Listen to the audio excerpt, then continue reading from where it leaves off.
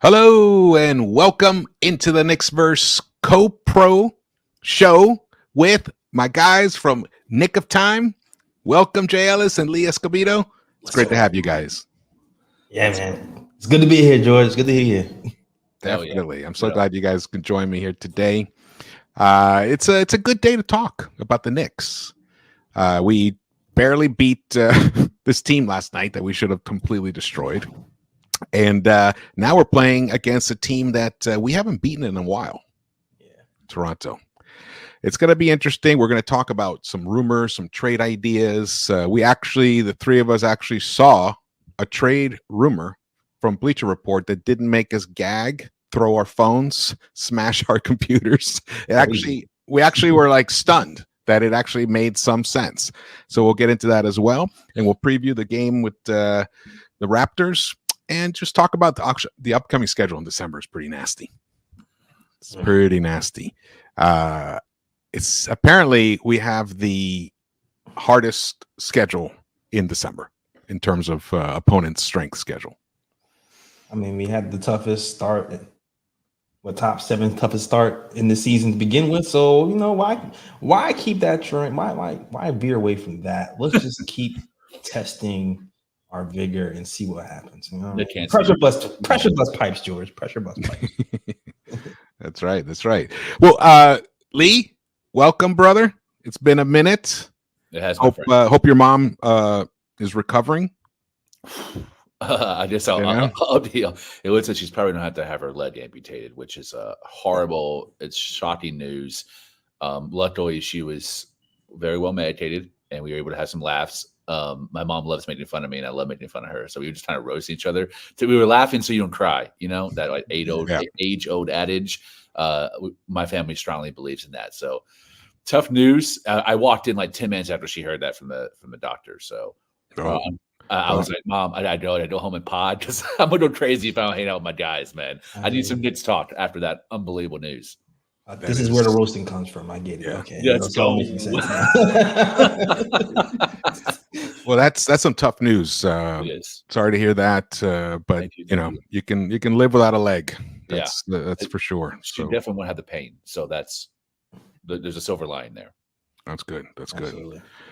And J Ellis, is there anything you want to start the show off with? Any thoughts from last night? Anything that's been percolating? Any thoughts from last night's victory over? Just the state of the Knicks and the NBA itself. Just a little free for all before we get into talking about the grades. I don't know. I'm glad we won. Because last year, even 2 years from now, we have these letdown games where we would face these teams we're supposed to beat and we would never beat them. This year, we told the line, but we still haven't lost to the team that we supposed to beat heavy-handedly. Maybe you can say the Phoenix Suns is an exception, depending on how you look at it. But I'm happy where we're at for the most part. Of course, I want to see some changes. I want to see some improvements with the ball movement. I want to see some improvements with the 3-point defense. But overall, I think our team is in a good place, and I feel like we're starting to grow into the direction we want to go to. But I think the biggest test will be the top tier teams, because I want to beat the 76ers, the Bucks, the Celtics of the world. Yeah, to really put a stamp on. All right, we here. So that's where I'm at. That's where I'm at right now with the team. All right. Yeah, I think it'd be nice to beat a real top echelon team soon.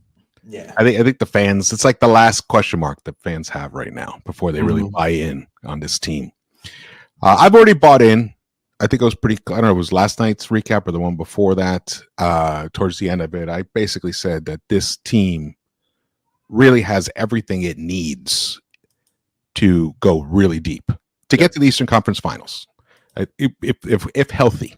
Really, if healthy, I do. I think, and I looked at some numbers because they're trying to play the right way to win in the playoffs. Last year, for example, last year this team was a beast on drives, right? It's the number one. It was like one of the number one teams in drives. Here we go. Yeah, last year they averaged 32.7 points per game off drives. That's number in the NBA. Now that's Brunson and Randall just feasting. Right. This year, we're 14th in the NBA. Now that's going to rise, though. That efficiency, we're starting to see it with Brunson. We're starting to see it with Julius. Julius, by the way, is playing. He told Stefan Bondi, "I'm playing, bro." So Julius, I guess, is that surprising? Really, I guess not. not at all. Not at all. But last year, in terms of pull-up points, the Knicks were 10th in the NBA, 21.8 points per game. This year, between Brunson and Quickly, now that's probably we're at 5. We're the fifth best in the NBA, fifth best, and 10th best in field goal percentage in pull-up points. Brunson and Quickly again, and that So, because in the playoffs, of course, it's going to be a grind. You're going to get into the half-court game grind, but the way that you supersede that is just get out there on the break. If it's a 2-on-3 and you have the ability to just pull up and snap off a 3, it's actually a good shot. It's actually a good bucket. You don't have a hand in your face, and you're in your own motion, your own fluidity. And we're seeing Quickly do it. Brunson has been unbelievable at it. George, is funny because actually last year I was saying I wanted Brunson to take more threes. And in general, that's why I was so high and Quickly when he first came into the league too, because he was actually attempting those. Now he's taking that out of he was pulling up from the logo for year one. Now he's taking that out of his shot diet, which I understand. But for us, for smaller guards in particular, when you're overwhelmed by size, the way you kind of combat that is that pull up 3. Mm-hmm. You hit that pull up 3. Stretch the defense even 2-3 feet behind the arc. Exactly. And now those driving lanes, you was talking about how we were number one in drive, that opens up the driving lanes, and now you're causing havoc. So I'm really happy that Brunson he's upped his 3-point shooting by 2 this year. Yeah. And it looks like Quickly. I haven't checked the number, but it looks we always talk about stretching the court, but we really look at it, we think of it as like horizontally, but those stretch vertical. Yeah, and that really creates more ability to cut for cutters as well. Exactly. Once we got to keep playing this way. There's been regressions. We've seen it. There's like one game where we were unbelievable at it, and then we regress back and become the ISO team. But in isolation frequency, last season, we were 4th in most isolation frequency. And in possessions, 3rd. Points per possession, we were 7th. So our ISOs, we were just shy of 1 point per play, per possession. We were at 0.99, so it was almost a wash. But our field goal percentage was 44.9%, almost 45%, which is 5th best in the NBA in ISOs. So it was our bread and butter, and it also worked. But Brunson again, it doesn't work in the playoffs. It's a grind on the body. The pounding, the ISO, trying to constantly work to get your own shot like that, even trying to fight around a screen that your own teammate has put for you. It's a lot of wear and tear. By game 82, I'm gonna push back on that a little bit, George. Like, I do feel like sometimes in the playoffs, the thing that does get you over the hump is having that ISO player. But the grind part that you're talking about is why we need to incorporate more ball movement, because that does wear on you. Yeah, we definitely need the ISO. You need to have that ability, and we've got that. But to rely upon it as your sole means of creating offense, not a good idea. It's tough. It's tough. You know what that tells me? Tibbs is evolving. Mm-hmm. Let's go! That's right, baby. Gunshots. I realize that's right. This year, the gunshots. This year, in frequency, the Knicks went from 4th last year to 14th this year. In possessions, from 3rd last season to 15th. Now, the points per possession has dropped off a lot. We're at 0.79, which is 25th. So the ISO again, but it's a lot because Brunson and Randall haven't been that effective in the paint yet. They're getting there. Brunson totally Brunson's there. there. Yeah, exactly. Yeah, he's totally there. Now, this is a beautiful thing here. Where's my I got my stats all over the place here. Okay, here we go. Passing. Now, I don't have access to that other site that has all the incredible stats, so I got to kind of piece stuff together from NBA.com, which is it's a great resource, but it doesn't give you, can't drill that deep into things. But last season, we were 29th in assists. We're 28th in assists this season. So it hasn't really improved. However, in secondary assist, the hockey assist, we were 27th last season. This year, we're up to 14th. Yeah. So we're trending in the right direction. Now, again, we've, missing RJ really hurt that a lot because he's actually was a big connector in terms of creating the hockey assist. He may not be the initial guy who gets the hockey assist. It's the next guy that he passes it to, who passes it to the next guy. But that is a great sign that the ball is moving more, players are moving more. This is the style of play that will translate well in the playoffs. So that stuff has me very hopeful. We just got to get better in the paint. And I think what it points to is that Tibbs understands that his offense can easily be stopped by just a simple high stole level zone, and being able to have that pull up component and scaling back in your over dependency on driving, it allows you to be able to not be beaten by a simple 2-3 zone in the playoffs, which was thrown at us by Miami. It really gave us a lot of fits because our 3-point shooting was so disgusting. And we over-relied on Brunson, IQ, RJ drives to the basket, which was very efficient. But when you have a really good defensive team with big bodies that know how to double, know when to double, when not to commit, it's easy to shut us down. We have a really hard time scoring. And now since you're walking away from over-dependence on isolation and on driving, it opens us up to be a very dangerous team on both sides of the ball. And I really don't think there's anyone in the East now with those stats and those trending metrics in mind that I'm scared of. You know what, too? There's something else. And we're only going to get better at doing it. Sorry, James. Go for it. I'm all right. Now, there's something else happening because it's fun because there still is ISO happening, but they're just doing it differently. They're moving off the ball more. You'll see instances where Brunson is going to the hole, and he'll even be in the post, and then you'll see Randall dive from the top of the key straight down, and then Dunson will dump it off. Like that wasn't happening last year. Also, you'll see a lot more of Randall setting up Brunson for pull-up threes, or you'll just see more interchangeable parts of somebody else creating ISO, but more off-ball cutting. It's not even necessarily like a play call, like this guy screens this guy and this guy. It's just straight up. Hey, he dribbles to the middle. Somebody cut. Somebody rotate.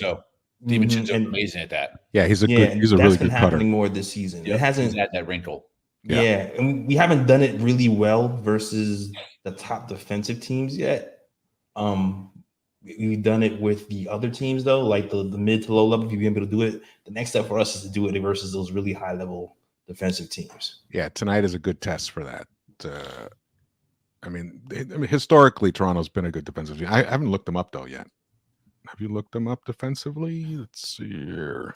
Defensively, I think they're like top 11. Let me check. Yeah, they're 11th. 112.1. 112 points. That's a lot for that team to be allowing. I have a question for you guys. If we'll go to Lee first. What if only one thing could happen for the rest of the year? What would it be that would you like to happen with this team? Like it's adding a certain player. Is it using Deuce more? Whatever it is, whatever. Is there one thing that you would love to see happen on this team? I think ball movement. I want the ball to continue moving, not getting stuck. I think adding DiVincenzo has really been a great addition in terms of keeping that hockey assist. it's him and Hartenstein racking up a lot of those. It has to be. When I watch games, those two and Josh Hart are doing like the most, 1 or 2 dribbles and immediately trying to find someone in the corner or someone who's cutting to the basket. So yeah, I keep the ball out of Randall's hands and Brunson's hands for more of an 8-9 seconds, dribbling the air out of the ball. And just if people are cooking, feed the hot hand. If they're not, keep it moving to the best possible, highest efficiency shot is found and taken. All right. Jay? See, I agree, but I don't want to say the same thing. So great minds. I will say my biggest concern is personnel still. Still personnel. I love Dante. He's been a great addition. He's been everything I thought he would be. But the size thing is still a big concern. And I would love for the Knicks to finally add some legitimate size. Best case scenario would be like a small forward / power forward that we can plug in and defend these longer teams and slide RJ back to the 2. More of a defensive type of power forward? Yeah, like a 3-and-D guy who can play. My perfect scenario would be a 3-and-D guy who can play small forward, power forward. My next to perfect scenario would be a 3-and-D guy who can play the small forward. So like a Trey Murphy? Man, I would love a Trey Murphy. Man, sniper. I would love a Trey Murphy, but that's a pipe dream. That's not happening. There's no reason for the Pelicans to even. Yeah. For me, I both of what you've said, for sure. I would love. I think we do need some kind of size. We need to add a player of some kind. Honestly, I mean, it may sound crazy, but if it was like a Taj Gibson 3 seasons ago, you know what I mean, like that, it could be someone like that, who'll give you quality minutes. He's a good bench guy, knows how to win, can defend, can occasionally hit a shot or two for you. I would like that for sure, especially against those longer teams. But for me, this is the thing I would like to see. And unfortunately, it would mean that Quentin Grimes doesn't get his shit together. I would like to see Emmanuel Quickley start next to Jalen Brunson. I would like to create the most difficult to deal with backcourt in the East. Those two guys are, for one, we won't lose too much on defense. We won't lose too much. We will against some of the bigger players that Grimes does defend. But man, even though people are complaining about IQ's defense this season, I was watching that game the other night. That guy, he defends 3 guys sometimes in the same possession. Sometimes 2 guys at once. He's like a Mitch Robinson in a way. He's unbelievable the way he does that. I think he's just such an incredible defender, and giving him the ability to start and get into the flow of the game from the very beginning, I think it's going to make life much easier for Jalen Brunson. I would love to see it. It'll never happen. Thibs just won't do it, and there's many great reasons for not doing it on this particular team, the way we're structured, but that is something I would love to see. I agree. Yeah. I mean, I like Quickley off the bench, man. Like the only reason he's fantastic. Yeah. Like the only reason it would be cool to see would be more so for Quickley and less so for basketball reasons.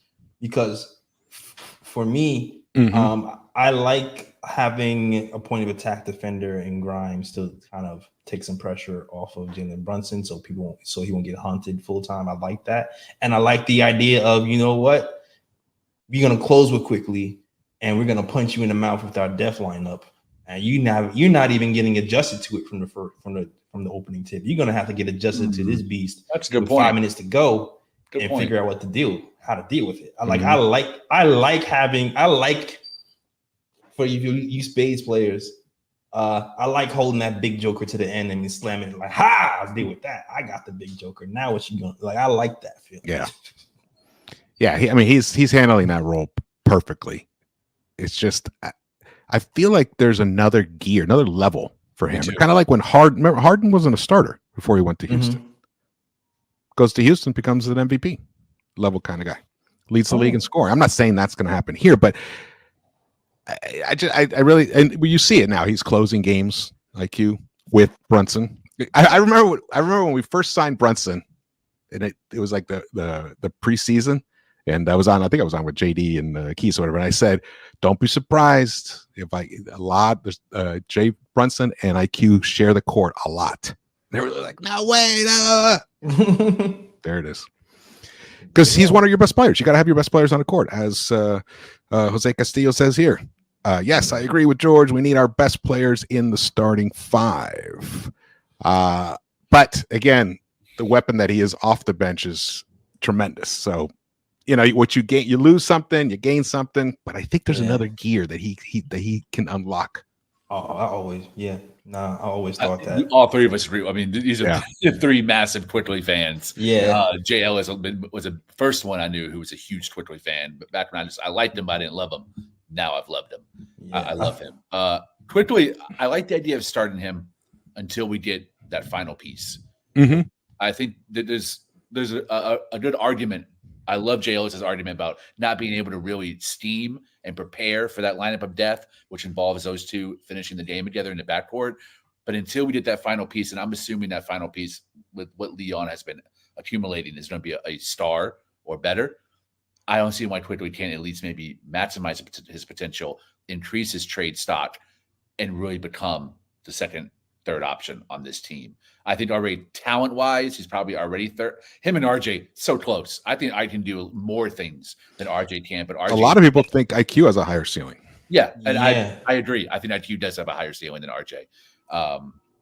So I'm okay with either way. We keep him on the bench.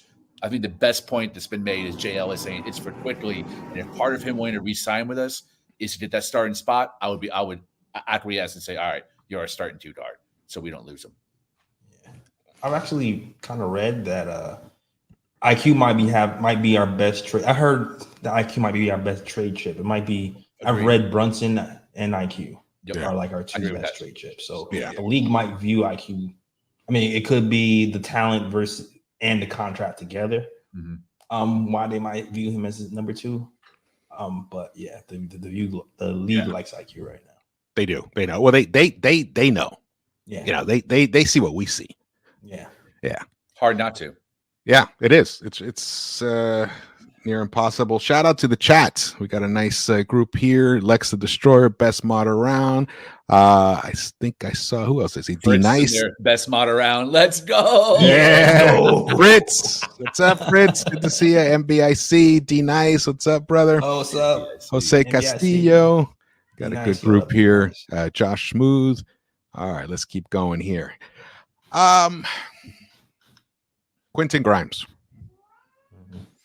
How worried are you from a scale of 1 to 10? 10 being very worried about Grimes being able to get back to what he was last year and then improve upon that. Now I'm lowering the bar tremendously because at the beginning of the season, I was expecting him to have like a bust out year. Everything was lined up for him perfectly. He's the returning starting two guard, the same exact starting unit as before. Tremendous shooter. Last year, he had a great summer league. The season before, he had a great summer league. I was expecting big things from him. He has not delivered yet so far. And I'm just wondering how concerned you guys are about that. Who's up first? Who has more passion about this? I got a lot of passion. Okay. All right, Lee. We both passion people. Well, go ahead, Lee. let me bring out the gate with a super hot take. The exact way you worded it, verbatim. Get back to where he was and then improve more. 0. Not scared at all. You're not. You're highly confident that he can do that. 0. Okay. I have 0 fear that he will eventually return to form and then at some point get better. I don't think that happens this season. I think he struggles all season. Maybe he has a series where he's good or a couple of games in a playoff series where he's good. But I think for the most part, this is a year that he is taking his lumps. Mitch has had that year. RJ had multiple years. This is Grimes' time to get his mental right and develop his fortitude and be able to bounce back game to game, month to month, and season to season. I think the return to form comes next year, and I think the bump comes the year after. We gotta remember he's very, very young, still developing, has yet to show us any kind of intermediate game or a lot of creativity on the three-point line in terms of sidestep, step-back threes. He's a lot of catch and shoot, a little bit of pull-up. But we haven't seen the full package of a three-level scorer yet, even though there were definitely glimpses in We've college. seen glimpses. Yeah, we've seen last glimpses, year we saw it, but not the full package that was advertised or that we started seeing evolve to last year. But I think it will come, and the way you word it, 0% fear.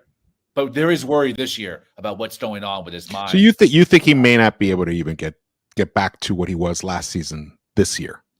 And I think that's okay. I mean, they're human beings fault. It might be something going on off the court. It might be a family issue. That injury from his wrist might be more serious than we thought.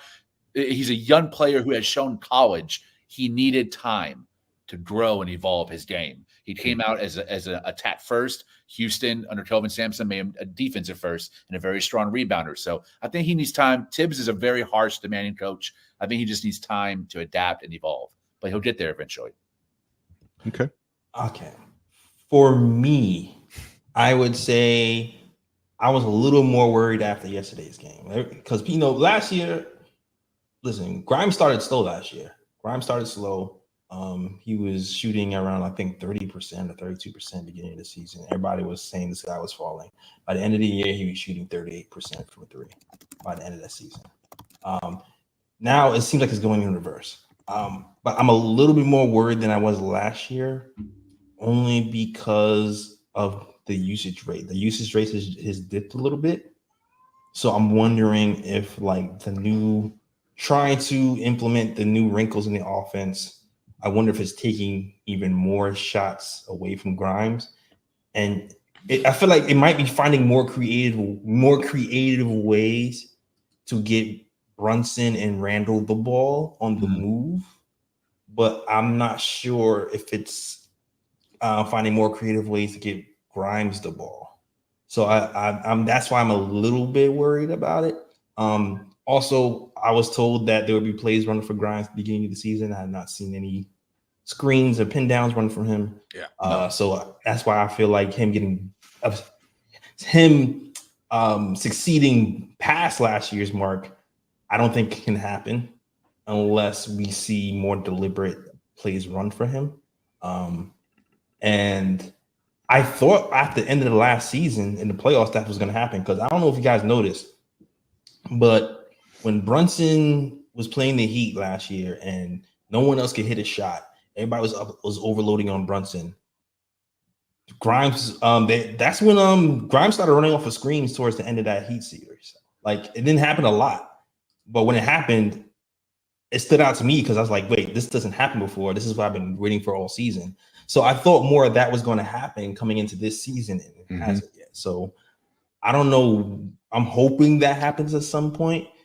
But as of now, the way everything's unfolding, I'm hoping for at least a return to last season Grimes, but I don't see him, growing past that. And if you don't see that, does that concern you? Do you think it would warrant moving him out of the starting lineup? Last year he was a top defender in the NBA and he shot 38% from three. So if this year if you end up a top point of attack defender and shooting 38% from three, then I feel like you should be able to keep your starting job. This year, he's only shooting 36.4% overall. It's pretty low. 35.8% from the three, and he is in plus minus. He is the worst Knick of all. That's hard to believe. He's a minus 1.3. That's very hard to believe. Yeah. Think of this last year, George. That was RJ. Yeah. Yes. Yeah. Patience is key. just to give perspective, and now everybody would cut their foot before they trade RJ. Yeah, to give us some perspective. Hey, that starting unit, with the starting unit, the current one is a plus 5.9 on cleaning the glass, which is 58 percentile. it's good, decent, but all of his stats, including those numbers, he's a minus 3.0. So when he's on the court, the Knicks are down 3 points, no matter what. Made sense. It's a couple Brits by him, or like way too many hesitations to pull the trigger. Wait, yes, and it cripples a possession when he passes it up, because then he's trying to dribble into traffic and into what, and no one's cutting, no one's going to create a sight line for him because he's supposed to shoot. I saw a horrible it was a really horrible montage of like Quentin Grimes doing nothing. It was like Grimes catches the ball, dribbles in the traffic, turns around, passes to Randall. Dribbles in the traffic, loses the ball. That was a real thing? Pump fakes, passes to Randall. I was like, bro. Yeah, I kind of hate those montages because you can do that to anybody. You can make a montage to prove your point good or bad. Like you really can. Like you can do a montage of me trying to cook. I look like a total crazy idiot. Listen, I can make anybody look good or bad with a montage. Like it does. Like I really hate those montages. Me too. I hate that there's enough tape to even create that montage. I was like, wow, I don't want to see this anymore. Totally. You play 100 games. If I can put together a Brunson montage to make him look like the worst player in the NBA. Also true. I'm gonna shock you guys now. I'm gonna shock you guys. If Quentin Grimes didn't play one single minute at all this season, the Knicks would be in the 93rd percentile on cleaning the glass in points differential. They would be a plus 12. When he's off the court, the Knicks are 12 points better than every team that they face. So he's got to get right. He has to. But see, that's the other level that I'm talking about. Yeah. Like we're already like a top 8 team right now, and our 2 guard looks lost and confused. Our 3 guard hasn't recovered from his migraines. Our 3 power forward, our small forward. Our power forward is Julius Randle. you know, and then Mitch has 0 offensive game whatsoever. And yet look at this team. They're one of the top 8 teams in the NBA. There's a lot of room to grow and improve on this team. Let's get into for one, if you guys are in the chat, thank you so much. Just hit the thumbs up button for us and subscribe to both channels, Nick of Time and Into the Knicks-Verse. I catch the live show every night after I drop my video. They just pop right on. Let's see what my boys are talking about. Now we're going to talk about trades. There's some rumors that are popping up, or not. I don't know, but I would call it a rumor, but more so speculation. Oh, here we go. Sorry, here we go. Didn't mean to block all of you guys out. This trade, I think they just posted it a little while ago. Maybe it was this morning. I just didn't see it till now. This is an interesting trade. For the first time, like we mentioned when we opened the show, that we saw a trade from Bleacher Report that didn't make us gag. I was shocked. Yeah.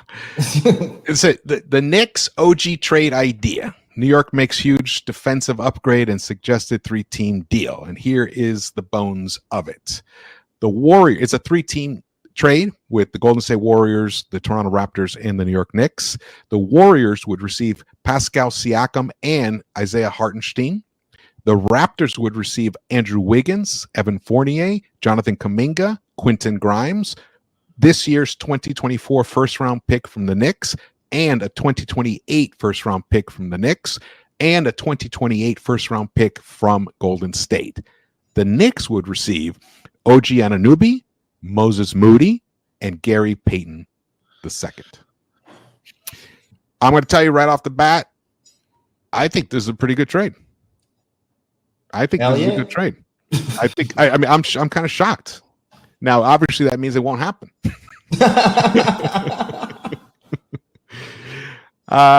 Let's break it down. I mean, what are the pluses for? Let's look at it from the Raptors' point of view. Who wants to take that? You want to take that, Lee? Look at it from the Raptors' point of view. First of all, this is the greatest Knicks trade, realistic Knicks trade I've seen in my fandom. I've had like 45 minutes to process it since you guys showed me before we started. This is an unbelievable trade. This makes us a dynasty. Hot takes. Sound the Let's alarm. go. We don't win a championship. We're going to be a dynasty. Think about how impossible to score against our starting five. Well, Brunson, but our starting five would be with OG and RJ on the perimeter and Mitch at center. You got Peyton and Moody off the bench. You got shooting off the bench. You got defense off the bench. You keep quickly. You keep a lot of your picks. You still have the package for another star later on. Yo, sign me up. All right, let's talk about the Raptors. Obviously, 100% dynasty, all that stuff. From the Raptors' point of view, you're basically signaling that the team you're no longer trending for the now. You're trending for the future. You're building around Grady Dick. You're building around, what's his name? The rookie of the year. Barnes. Scotty Barnes. Yeah, so Grady Dick's a player. That guy's yeah. And I think it's showing that he has a little bit more of a ceiling than what was thought with his all-around game, especially on defense. He's improving this year as well. You add Quentin Grimes, so Quentin Grimes slots in as your 2, Scotty Barnes your 3, Grady Dick will probably play some point guard, but maybe even come off the bench until he's ready to start. And you get Andrew Wiggins, probably as your power forward. Some small ball replaces Siakam. Toronto has been playing small ball for a couple of years now, even with the coaching change. So Wiggins is the Canadian. He's playing in front of his most popular Canadian player. Stay, connected and motivated. And you did some picks. There's 2 Knicks picks. The 2024 is not that great. That's going to be in the late 20s. But that 2028, hopefully, knock on wood, it's an awful pick. But there's potential there. Maybe you can ditch it and trade it before it even conveys. That way there's still, potential of it becoming really good. And that Warriors pick, I mean, if Siakam doesn't work out, which, my God, I love the pickup for the Warriors too. I think it makes sense. It's all 3 teams in a better position. Yeah. Or whatever that is. Future, now, whatever. Also, they need help now. I believe in Kuminga and Moody, but, are they going to pop this year? Yeah. And if Grimes can add some way less pressure situation than in New York, and now the timeline's been moved back 3 or 4 years for Toronto, he has times to make his mistakes and not worry about maybe losing his starting job in a lineup, and plays next to Scotty Barnes, a guy who's athletic and can guard the point of attack to relieve some of that pressure off of him to have to guard the best player every time. Will Scotty Barnes and Quentin Grimes be best friends, though? Not him. Maybe he'll turn him into a him. Maybe it's Scotty who unlocks Quentin. Yeah, exactly. I love those trades, man. Pull the trigger. Yeah, I mean, some people were saying they wouldn't want to part with Hartenstein, but the thing is, you have to part with something. It's gonna hurt a little bit. Listen, Hartenstein's a free agent. Just re-sign him. He's gonna be a free agent. Yeah, after this. And you got Moody who can shoot and Moody. Man, that guy, I really like his game. Me too. We've been wanting shooting at that center. And Payne's a champ. Like, he's a backup champion. I love having him in the rotation too. Totally. Defensive ace. This deal makes so much sense for everybody. I mean, it's a shocker. Whoever wrote it should look it up and shout him out. But for once, there is a trade proposal from Bleacher Report that is not gag-inducing. So something to be thankful for. The next guy, so we're all in agreement. This would be a good trade. Anunoby, this is the way you add an Anunoby to your team. You give up, a Fournier, which is salary. You have to move a starter because Anunoby is going to start. So that's Grimes. And you're going to have to give up some picks. And there you go. There's 2 picks right there. I mean, if they want a third one, we can give them one of the protected ones as an addition. If they want a 4th pick, should I say. And then, can work something else out. But I think I haven't done it through the trade machine. I don't know if the salaries match up or something. I would imagine they did it. That's the thing. That's the thing with the Raptors, though. They've turned down 3 firsts before. So I don't know where their head is at, but maybe this season, with the timeline shortening, when you're about to expire, you don't have the leverage you had last year. So maybe they'll be willing to go lower this year. But at the same time, the Knicks and the Raptors are still beefing. They're going to court. So this might just not happen just because they petty and owners with money are petty. Yeah. That's another reason why it probably wouldn't happen. Yeah. This guy, I think you guys did talk about him last night. Yep. Right. I was like at first like, but when you consider it's what is it, Fournier and in the Detroit second round, is that what it is? I would do this in a heartbeat. Same. I would do it in a heartbeat. Why? Why do you trade Fournier, who can shoot threes and not play defense, for another player who can shoot three and not play defense? Well, what Bogdan gives you, he's actually more of a playmaker as well, and he's a little bigger. He actually is a slightly better defender than Fournier, which isn't saying much. He's like an improvement on everything Fournier gives you, but he has a better handle and he's a better playmaker. He's a better passer. You don't think he's a better passer?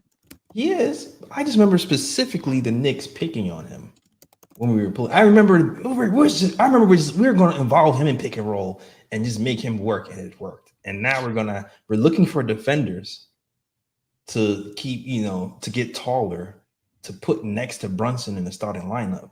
I don't see him as a starter. Me neither. I don't see him as a starter. I see him as a bench guy. So whose minutes is he taking? Whoever doesn't have it that game. Also, as we go through into the season, I mean, last year, Randall wore down.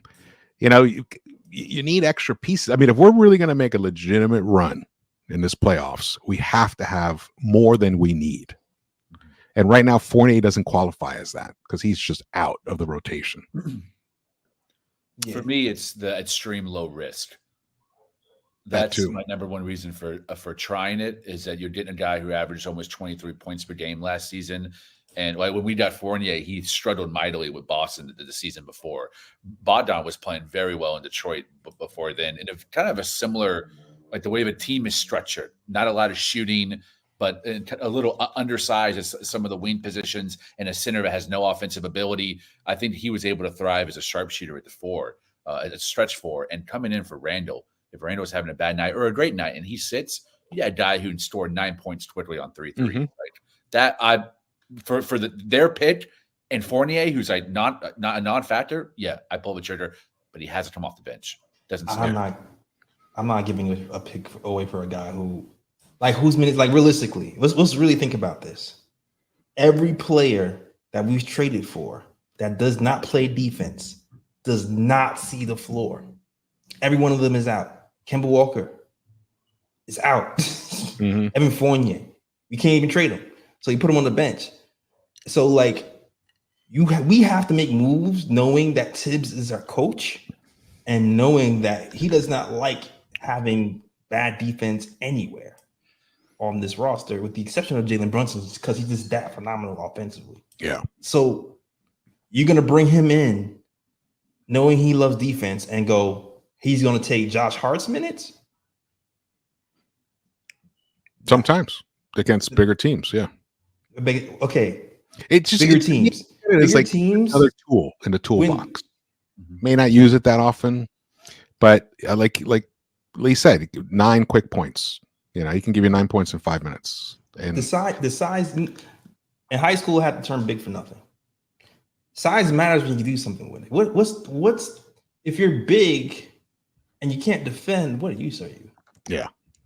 He is a liability. Let's put it this way. If this trade were to happen, it would probably, Thibs would have to have blessed it. They're not going to pull a Cam Reddish on Thibs with a Bojan. They're not going to do that. He will have blessed the deal, and he will have figured out a way to use him. So that part, I'm not worried if the trade actually happens, because I don't think it would happen in spite of Thibs. I think it would happen because Thibs wanted him. Like Hayward, Gordon Hayward from the Hornets. He's another guy that they're interested in. Or Thibs really likes him. But again, I don't see. Yeah, if there's no way Leon pulls this trigger and then he just sits on the bench and does nothing. And also to push back a little bit on the Kemba Fournier reference, those guys came in as starters. And what I'm advocating for, and it sounds like George is advocating for the same thing, he needs to come off the bench. And he's not part of a consistent 9-man rotation. I think if Hartenstein's not bringing it, or Hart's not bringing it, guarding some of those those wings, or at least they're not bringing it offensively, he can come in and has proven with 3 teams, he didn't average 18 points. He did with Indiana, he did with Utah, now he's doing with Detroit. Like, this is who he is a dominant scorer. And he has some on-ball ability too, to put the ball on the floor and to score off the dribble to get to the basket. So I love it if it's a cheap, no low risk trade. Yeah, I don't want to give up a Knicks pick or any of our young players, none of that. But Fournier and their pick, yeah, I'll do it. It's worth a trial. Yeah, because we have to do something with Fournier's contract at some point before we can't just let the season end. We've done nothing with that. Just, I mean, you could still let the season written them checks and then still trade him this summer. I mean, it would suck for him. Yeah. Well, right. We have a team option, right? Yeah. Yeah. It would suck for him, but could do so it's 2-1 on here. 2 of us are in favor. J Ellis is not. Definitely see the issues with him defensively. But I think what he gives you offensively is so much more valuable to this particular team, this Knicks team. Right now, we're the number 1 defensive team in the NBA. So it's not like we're hurting for defense right now. What we do need is a little more offense. Last year we had like an incredible offense in terms of points production, not necessarily efficiency, but in terms of points production. But this guy's a very efficient shooter, and he's smart. He's savvy. You know, I like that about him. But then again, I'm not gonna die on the sword for this one at all. Yeah. The next guy is interesting because a lot of people are. I mean, some people are salivating at this idea. Hell no. I personally think this is not a good fit with the Knicks. J Ellis. Wait, am I on the wrong screen right now? Wait, I am. The Miami Heat and the New York Knicks are preferred trade destinations for DeMar DeRozan per Sam Amick of The Athletic. Hell no. No. Hell no. We all agree. Hell no. Wait, I think do I hear an ad playing somewhere? Sorry, guys. I don't hear it. No, I don't hear it over here. Yeah. Okay, it's only been annoying me. Cool. All right, so I'll talk about it and try to block it out. So, yeah, DeMar DeRozan, man, very deadly. He would definitely give us another scorer for sure, and we need some scoring help in that starting lineup. But again, we have every move we make, we have to make with Jalen Brunson in mind because we have to cover up for whatever he does not do. Jalen Brunson is not a top-notch defender, even though he does give you 110%. He's not a top-notch defender. So he would aid in one area and then hurt in another. And on top of that, he's not like a three-point shooting guy, so he shrinks the floor a little bit too. So although I like the kid, ultimately, I don't think he's the best fit for us. Yeah, there's better places for him. Mm-hmm. So really, we're back to this one here. This is the one. I'll tell you, this type of trade happens. There could be a parade. Dynasty. There could be a parade. Well, yeah. so we got a one up. Dynasty, bro. Love that. I mean, that would be wild. That would be a wild team. Man, okay, so this was tweeted out earlier, but he just told Stephen Bondi, I'm playing, bro. So that's one of the things I love about him, man. He just like he wants to be out there in an age of the type of persona that needs to be catered to and pampered. And today's younger generation, Randall is the opposite of that. He's got a very old school mentality. If I can walk on the court, I'm going to play ball, and that's like that is for all of his faults. That might be his greatest strength. I really love that about him. He always wants to get the fans their money's worth. He's going to try his ass off. It's just he needs to realize if he doesn't have it, pass it. Make that decision quicker. Yeah. Yeah. He often waits till it's dire. Yeah, and then it's like, yeah, exactly. It's like, you know, emphasis on die. It's like, and that's why his passes have so much smoke on them. And people don't pass it to Mitch. Mitch can catch passes. It's just Randall's throwing them at like 110 miles an hour. It's like heaters. Yeah. he threw a pass the other day to somebody out on the wing that it literally almost bore a hole right through his hands. Like, the guy barely caught the ball. He was like, and he froze when he caught it. He was like, oh shit. Definitely felt that. Now what do I do? Man. I'm excited about this team. Excited about it. That's why that Phoenix loss pissed me off so much, man. That was just unacceptable to me. Yeah, that should have been a win, man. That whole quarter off business was fugazi. That was on our court. Game, man. On our court, we let that happen. I'm mad that even on our post game, I forgot to even mention that Randall didn't even line up for a rebound correctly when I forgot, somebody was shooting a foul shot, and he was arguing with the ref, and then Mitch was shooting a foul shot. So you definitely want to be lined up for a rebound when Mitch is shooting a foul shot. Oh yes, that's right. He was complaining. He was talking to the ref. Right. So he wasn't on the free throw line. And Mitch missed. And the ball went right by where he should have been. The ball went right where Randall would have been.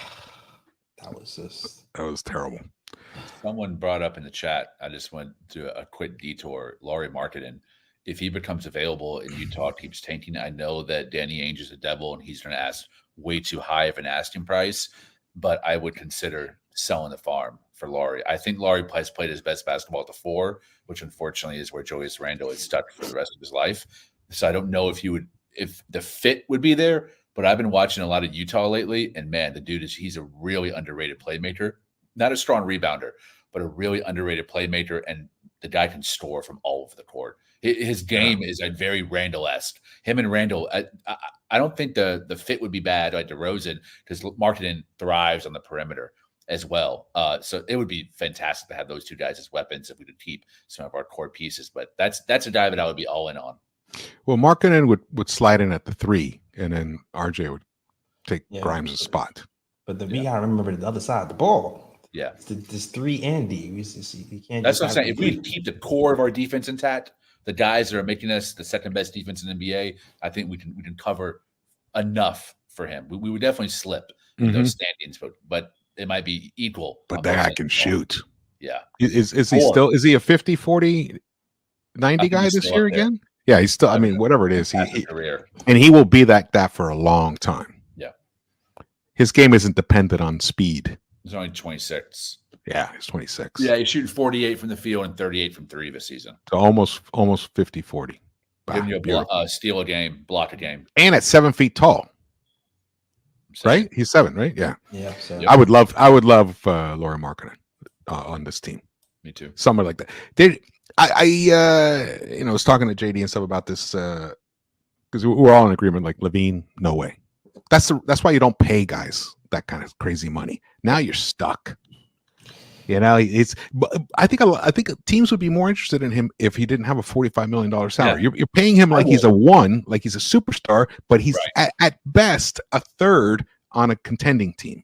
Yeah, that's at best. Yeah, that's the problem with when you have young players who flash promise and he shot as well as he did.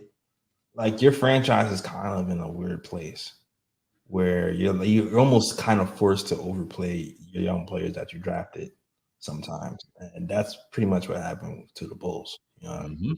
Like he was injury prone, but he shot well. He was shooting like 38% from 3, 39% from 3. He was averaging 25 points a game at 25, 24. I think there's a period where he was shooting even higher than that from 3. Yeah, so it's like sometimes you see that as a franchise and you draft that. Mm-hmm. You kind of roll it. Like imagine if Quentin Grimes was drafted here and was scoring 25 a game and shooting 40% from 3. Right. Yeah, he did at the 40. And then because we're talking about giving Quickly the bag right now.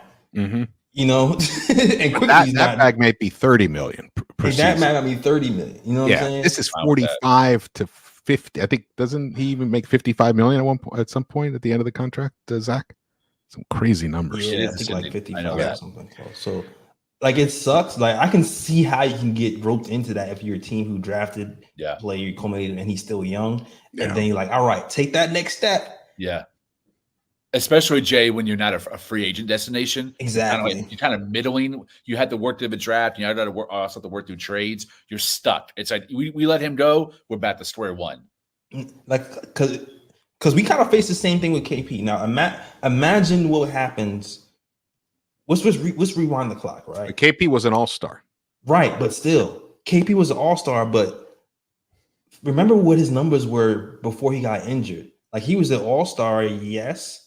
But there were a lot of questions on whether he could become a first option or not. Mm-hmm. And right now, he came out and said, "I'm way better as a third option." But if he was still healthy and played for the Knicks the way he was playing, he would have got paid like a first option. Yeah, and Dallas then we would have looked around, option. huh? The Mavs paid him like a first option. Yeah, exactly. Then we would have looked up like, "Oh shoot." Yeah, that's a great point. We also wouldn't have RJ. Exactly. So. I mean, it seems obvious now, but when the player is 23, 24, and they're flashing brilliance, it's a hard call to make in the moment. Cut that, clip it. There you go. That's good insight. All right, Randall's definitely playing. Okay, let's talk about the game. It's going to start pretty soon, and we're going to wrap this up soon. And I thank everybody for joining us. It's been great. I've been looking at the chat as well. It's a great conversation going on there. I often go back later and kind of skim through and reread them and stuff. What do you think? You think we got enough to take care of business tonight in Toronto? Yeah. I'm never gonna say no, but I've been saying all year I worry about the long teams. Yeah, I'm a little concerned. Like we were saying before, we haven't really beaten the Raptors in a while. I don't think we beat them last year. Right? Nope. I don't think we did. Nope, we almost beat them, but they didn't call a foul on RJ when he went to the rim. Oh yeah, that's right. RJ, it's going to take him a while to get back to where he was, if he can get back to where he was. The migraines obviously have really impacted him tremendously. I tweeted out yesterday. I mean, it's like night and day, his numbers, pre-migraine and post-migraine. Because we need, I mean, that's been a very disappointing thing. It's kind of sad. I was so excited about the leap that we were watching him do. Yeah. Oh, it was incredible, and it felt real. And then these injuries. The thing is, the leap. We'll see what happens, because RJ typically, when he gets injured, he doesn't. He gets out of rhythm really quick. He gets out of rhythm really quickly when he gets injured. Yeah. If the leap is real, though, I'm hoping it is. He will be back. He will be back to what we see. He's rushing his shots. He's trying to get the shot off too quick. Mm. And I know it's a great thing to be able to do. Remember, Grimes was doing that last year, just flicking. But when they're not going in, you should take like a half beat. Just square yourself up, make sure you're in your rhythm. Not accelerate, not try to get the shot off before the guy's coming to close on you. If your shot gets blocked. Because if you're going to miss, you're going to miss. You know what I mean? If you're rushing, take a good shot. That's what I want RJ to get back to doing, which he was doing at the beginning of the season. Awesome. Well, shout out to Alexa Destroyer. Thanks so much for holding it down. And let's see who else is around. Josh Smooth, Anthony 212. Thank you guys for joining us. All right, we're going to sign off. We're going to go watch this game. Thanks to everybody. Hey, look at that kitty. Oh, look at that kitty. It's a cutie. That's funny. All right, guys. I will see you around the Knicks-Verse.